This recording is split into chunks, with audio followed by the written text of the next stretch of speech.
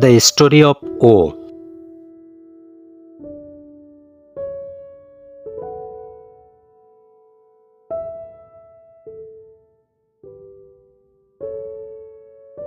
An Cecile Desclos. তিনি 23 September 1907 খ্রিস্টাব্দে ফ্রান্সে জন্মগ্রহণ করেন এবং 27 এপ্রিল 1998 খ্রিস্টাব্দে 90 বছর বয়সে মারা যান। তিনি ছিলেন একজন ফরাসি সাহিত্য সমালোচক, সাংবাদিক এবং ঔপন্যাসিক, যিনি ডমিনিক ওয়ারি এবং পলিন রেজ নামে কলাম লিখেছিলেন। তিনি তার বিখ্যাত ইরোটিক উপন্যাস দ্য স্টোরি অফ ও এর জন্য সর্বাধিক পরিচিত।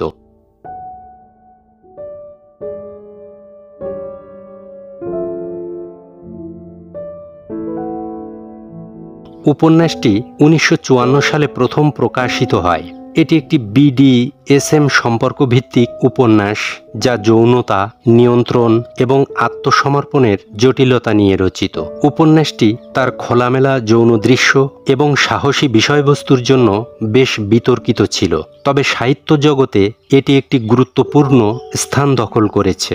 BDSM সম্পর্কটি আসলে কি?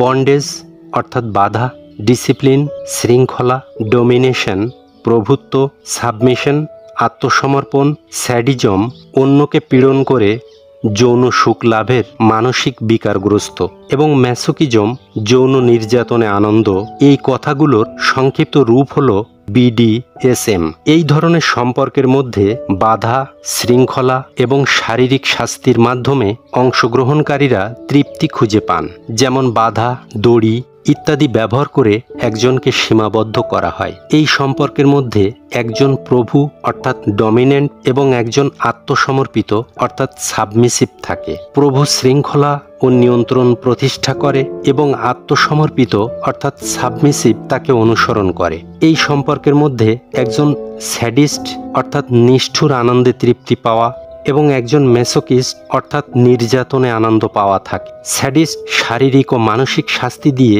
তৃপ্তি পায় এবং মেসোকিস্ট সেই শাস্তিতে তৃপ্তি পায়। উপন্যাসটি শুরু হয় প্যারিসে, যেখানে ওলগা, ডাকনাম ও, একজন ফ্যাশন ফটোগ্রাফার, রেনের প্রেমে পড়েন। রেনে একজন স্যাডিস্টিক পুরুষ, যিনি ওকে একটি BDSM সম্পর্কের মধ্যে নিয়ে আসেন। রেনের সাথে সম্পর্কের প্রথম থেকেই ও তার শারীরিক এবং মানসিক স্বাধীনতা হারিয়ে ফেলে। রেনে ওকে তার ইচ্ছার বিরুদ্ধে নিয়ে যায় চ্যাতে দে সুরে, যেখানে ওকে প্রশিক্ষণ দেওয়া হবে। চ্যাতে দে সুরে একটি দুর্গ, যেখানে ওকে BDSM পদ্ধতিতে প্রশিক্ষণ দেওয়া হয়। এখানে ওকে সম্পূর্ণভাবে নগ্ন করে রাখা হয় এবং বিভিন্ন ধরনের শারীরিক শাস্তি দেওয়া হয়। ওকে শৃঙ্খলাবদ্ধ করে রাখা হয় এবং তার উপর নানা ধরনের নিষ্ঠুরতা চালানো হয়। এই প্রক্রিয়ার মাধ্যমে ওকে শারীরিক ও মানসিক সীমা পরীক্ষা করা হয়। চ্যাতে দে সুরে থাকা অবস্থায় ও অন্য নারীদের সাথেও পরিচিত হন, যারা একই ধরনের প্রশিক্ষণের মধ্য দিয়ে যাচ্ছে। তারা একে অপরকে মানসিক সমর্থন দেয় এবং তাদের অভিজ্ঞতা শেয়ার করে। ওর মধ্যে ধীরে ধীরে একটি পরিবর্তন আসে এবং সে রেনের প্রতি আরও বেশি আনুগত্যশীল হয়ে ওঠে। কাহিনীর মাঝামাঝি সময়ে রেনে ওকে তার বন্ধু স্যার স্টিফেনের কাছে নিয়ে যান। স্যার স্টিফেন একজন প্রভাবশালী এবং কঠোর ব্যক্তি, যিনি রেনের মতোই ওকে শারীরিক এবং মানসিকভাবে অধিকার করতে চান। রেনে স্যার স্টিফেনকে ওর সম্পূর্ণ অধিকার দেন এবং ও স্যার স্টিফেনের নিয়ন্ত্রণে চলে আসে। স্যার স্টিফেনের অধীনে ও আরও কঠোর প্রশিক্ষণের মধ্য দিয়ে যায়। স্যার স্টিফেন ওকে শারীরিক শাস্তি দেওয়ার পাশাপাশি মানসিকভাবে তাকে আরও গভীরভাবে অধিকার করেন। ও তার নিজের ইচ্ছা এবং স্বাধীনতা হারিয়ে ফেলে এবং সম্পূর্ণভাবে স্যার স্টিফেনের কৃতদাসে পরিণত হয়। রেনের সাথে ওর সম্পর্ক একদিকে যেমন প্রেমময় তেমনি নিষ্ঠুর। রেনে ওকে ভালোবাসেন, কিন্তু তার ভালোবাসা একটি শারীরিক ও মানসিক শাস্তির মাধ্যমে প্রকাশিত হয় রেনে ওর প্রতি শারীরিক এবং মানসিক কর্তৃত্ব প্রতিষ্ঠা করেন এবং ওকে সম্পূর্ণভাবে তার নিয়ন্ত্রণে নিয়ে আসেন। ও রেনের প্রতি সমর্পিত হয়ে পড়ে এবং তার শারীরিক এবং মানসিক ইচ্ছার বিরুদ্ধে কাজ করতে শিখে যায়। ও স্যাতেদেশুরে থাকা অবস্থায় জ্যাকুইন নামে এক নারী কৃতদাসীর সাথে পরিচিত হন।